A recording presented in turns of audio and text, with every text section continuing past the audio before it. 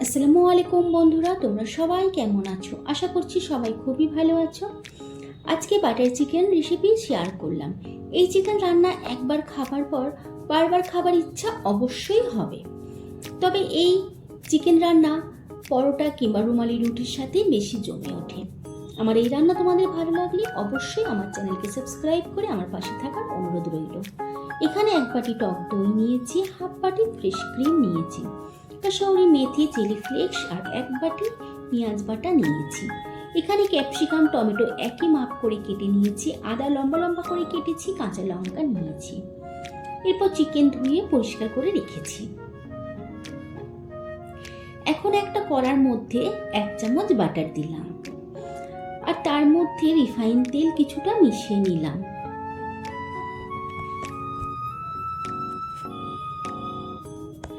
তারপর ওর মধ্যে 1 বাটি পেঁয়াজ বাটা দিয়ে দিলাম। এখন পেঁয়াজ নাড়াচাড়া করতে থাকবো। পেঁয়াজের মধ্যে যে পানি রয়েছে সেই পানি যতক্ষণ না শুকিয়ে যাচ্ছে ততক্ষণ পেঁয়াজ নাড়াচাড়া করব। দেখে বুঝতেই পারছো পেঁয়াজের পানি একেবারেই শুকিয়ে গিয়েছে। এই সময় চিকেনের পিসগুলো দিয়ে দিলাম। এখন চিকেনের পিসগুলো পেঁয়াজের সাথে একটু নাড়াচাড়া করে নিলাম।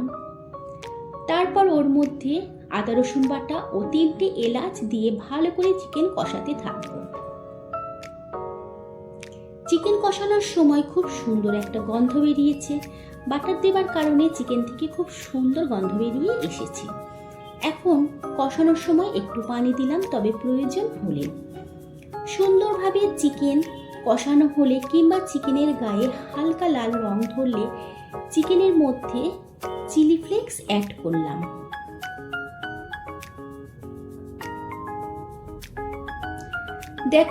তারপর স্বাদ অনুযায়ী নুন দিলাম। 1 চামচ ধনে গুঁড়ো, 1 চামচ জিরে মরিচ গুঁড়ো দিয়ে চিকেন ভালো মতো কষিয়ে নিলাম।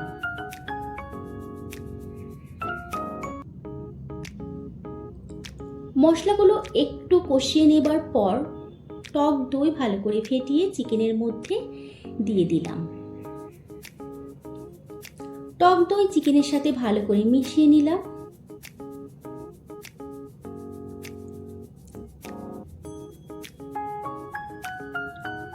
এখন চিকেন সেদ্ধ হবার জন্য পানি দিয়ে ঢাকা দিলাম 5 মিনিটের জন্য।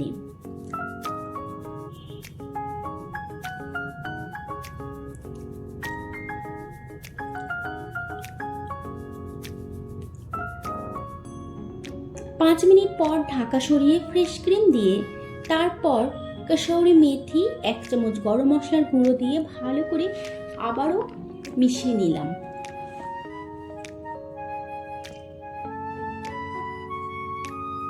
সবকিছু ভালো মতন মিশিয়ে ঢাকা দিলাম। কিছুক্ষণ চিকেন টকবক করে ফুটিয়ে নিলাম। তারপর আবারও ঢাকা খুলে ভালো করে নাড়াচাড়া করে নিলাম। এই সময় গ্যাসের ফ্লেম মিডিয়াম করে দিলাম। এইদিকে অন্য প্যানে মধ্যে আবারও 1 চামচ বাটার দিলাম। তার মধ্যে 1 চামচ গোটা জিরে দিলাম। জিরে ভালো করে লাল করে ভেজে নিলাম। তারপর কেটে রাখা ক্যাপসিকাম, টমেটো, আদা স্টিক, কাঁচা লঙ্কা ভালো করে বাটারের মধ্যে নাড়াচাড়া করে সবজিগুলো হালকা নরম করে নিলাম। সবজিগুলো হালকা নরম হয়ে গেলে চিকেনের ঢাকা সরিয়ে চিকেনের উপর ঢেলে দিলাম।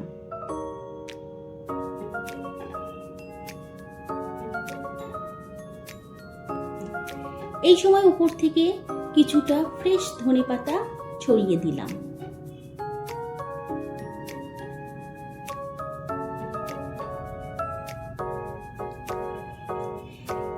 চিকেন সেদ্ধ হয়ে গিয়েছে। আমাদের বাটার চিকেন একেবারেই রেডি।